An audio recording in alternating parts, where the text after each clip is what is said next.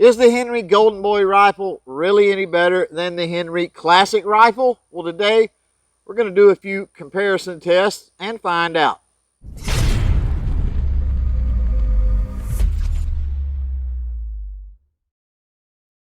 What's up, crew? It's Chris with CloverTac. Welcome back to the channel. It's a beautiful day on the range. And before we get started here, just a reminder that we do have to deal with the birds and the bugs and the loud neighbors and the traffic and potentially wind today, and the fact that my microphone does not always pick up the muzzle report. Now, before I get a bunch of comments down below, I'm going to address an elephant in the room.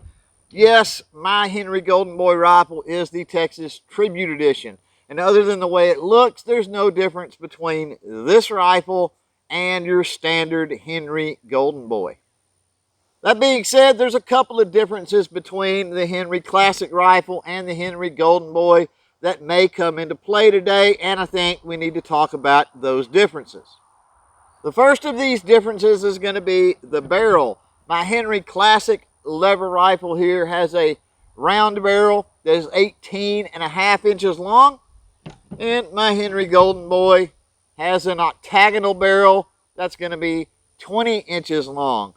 Now, I don't think the profile is going to make that big of a difference. However, when we get into velocity testing, it's going to be interesting to see how that 1.5 inch difference in barrel length plays out. Now, the second thing we need to talk about today is going to be sights. You're only going to be as accurate, obviously, as your sights and your ability to use those sights. With the Henry Golden Boy, we have a very nice rear buckhorn sight with what is a fairly standard blade sight that has a little brass BB or little brass insert in the end of it, whereas the Henry Classic lever action here just has your standard rear dovetail style sight with a hooded blade front sight.